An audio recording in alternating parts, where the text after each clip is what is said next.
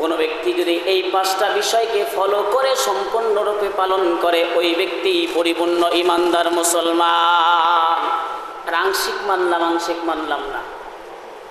উদখুলু ফিস-সিলমি কাফা, তোমরা পরিপূর্ণরূপে ইসলামের ভিতরে দীক্ষিত হও, ইসলামের ভিতরে দাখিল হও।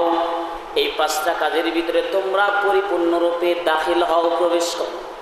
আংশিক প্রবেশ করছো, আংশিক প্রবেশ করো নাই, মুসলমান হতে পারো নাই, ইমানদার হয়েছে বটে, কিন্তু আমলের ভিতরে, ইতিকাদের ভিতরে, বিশ্বাসের ভিতরে যদি কোনো রকমের শিরিক থাকে, তাহলে তো মুসলমানই হতে পারে নাই, ইমানদার হতে পারে নাই। ইসলামের যত বুনিয়াদ আছে, যত বিধিবিধান আছে, এই বিধিবিধানগুলো 2 ভাগে বিভক্ত। একটা হচ্ছে ইতিকাদি, মানে বিশ্বাসের সাথে সম্পর্ক, যেমন কালিমা পড়ছি, এটা কার সাথে সম্পর্ক? বিশ্বাসের সাথে সম্পর্ক। মুখে সারা দিন কালিমা পইরা পইরা ফেনা তুলে ফেলাইছেন, কিন্তু অন্তর ঠিক নাই, মুসলমান, ইমানদার না। অন্তর ঠিক রাখার পাশাপাশি মুখে বলছেন ইতিকাদ। ইসলামের যত বিধিবিধান আছে 2 ভাগে বিভক্ত, খেয়াল করে শোনেন। একটা হচ্ছে ইতিকাদ, এই ইতিকাদের সাথে একটা বিষয় জড়িত, সেটি হচ্ছে কালিমা, বিশ্বাস করা। 2 নাম্বার আমল বা ইবাদত। এই আমল বা ইবাদতের ভিতরে আবার 3 শ্রেণীর আমল আছে। কয় শ্রেণীর? 3 শ্রেণীর আমল আছে। একটা শারীরিক ইবাদত, যেটা করতে শরীর লাগে, অর্থ লাগে না, যেমন নামাজ পড়তে শরীর লাগে, অর্থ লাগে। এখন কইবেন হুজুর নামাজ পড়তেও তো অর্থ লাগে, কে বলে মসজিদে আসে, মসজিদেও তো দিতে হয়। আসলে এটা মসজিদে দেওয়ার নিয়ম ছিল না।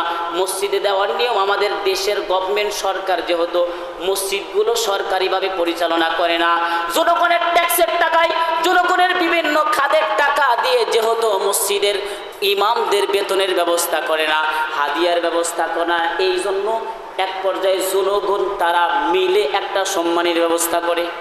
মূলত এখানে দেওয়াটা টার্গেট ছিল না, দেয় না বিদায় আমরা কি করি, এটাকে নিজেরাই গভর্নমেন্ট করে ফেলাইছি, নিজেরাই এখন সরকারের মতো আমরা মসজিদগুলো পরিচালনা করি। মূলত নামাজ পড়তে কি লাগে না, কোনো টাকা লাগে না। আপনি যদি বাড়িতে নামাজ পড়েন টাকা লাগে নাকি? মসজিদে এসে নামাজ পড়তে টাকা লাগে। আচ্ছা, আজকে যদি আল্লাহর অনেক বান্দারা আছেন মসজিদে দান করেন, তো করলেন, কেউ কি জোর জবরদস্তি করছে, এই মসজিদে আইসো, তোমাকে কিন্তু 100 টাকা দিতেই হবে, বলবে? তাহলে আমল এবং ইবাদত এটা 3 প্রকার, 3 ভাবে করা যায়। একটা শুধুমাত্র শরীর দিয়ে করা যায়, যেমন নামাজ। 2 নম্বরে ইবাদত যাকাত। এই যাকাত প্রদান করতে শরীর লাগে না, অর্থ লাগে। যার সম্পদ আছে সে যাকাত প্রদান করবে, এটা করতে শরীর লাগে না, অর্থ লাগে। 3 নাম্বার এমন একটা আমল, যে আমল করতে শরীরও লাগে, সম্পদও লাগে, সেটি হচ্ছে হজ। হজ করতে যেমন সুস্থ দেহ লাগে, সুস্থ শরীর লাগে, তেমন হজ করতে সম্পদ লাগে। এই জন্যই তো আল্লাহ রাব্বুল আলামিন কোরআনুল কারীমের ভিতরে বলেছেন, আমি আল্লাহ বান্দা আর বান্দির জান মাল কিনে নিয়েছি। মানে আমি আল্লাহ তাআলা বান্দা বান্দির শরীর কিনে নিয়েছি, আমি আল্লাহ তাআলা বান্দা বান্দির মাল কিনে নিয়েছি। বিনিময়, এই কেনার বিনিময় আমি আল্লাহ তাআলা বান্দা বান্দিকে জান্নাত দিয়েছি। অতএব যদি আমরা জান এবং মাল উভয়টা আল্লাহর রাস্তায় খরচ করতে পারি, আল্লাহ তাআলা কি বলেন, আমি আমার ওই বান্দা আর বান্দিকে কি দিব? জান্নাত দেব। সম্মানিত মুসল্লিয়ানে ইকরাম, এই জন্য আসুন আমরা জান এবং মাল আল্লাহর রাস্তায় খরচ করি। জান এবং মাল আল্লাহর রাস্তায় খরচ করার সবচেয়ে পছন্দনীয় আল্লাহ তাআলার কাছে ইবাদত, সেটি হচ্ছে হজ। অনেক লম্বা আলোচনা। যার উপর হজ খরচ হয়েছে, মানে বাইতুল্লাহ যাওয়া আসা এবং সেখানে খরচ বহন, বাড়িতে চলার মতো, শরীয়ত সম্মতভাবে চলার মতো অর্থ আছে, তাকে অবশ্যই হজ করতে হবে। তার উপর হজ খরচ, তাকে অবশ্যই হজ করতে হবে। সে যদি হজ না করে মারা যায়, আল্লাহর হাবিব বলেন, সে ইহুদি হয় মরুক আর খ্রিস্টান হয় মরুক, আল্লাহ তাআলার সে কোনো জিম্মাদারিতে নাই। হজ ফরজ হয়েছে অথচ হজ করে নাই, সে ইহুদি হয় মরুক আর খ্রিস্টান হয় মরুক, এটা আল্লাহর জিম্মাদারিতে নাই, আল্লাহ রাসূলের জিম্মাদারিতে নাই। হজ ফরজ হয়েছে তো হজ করতে হবে।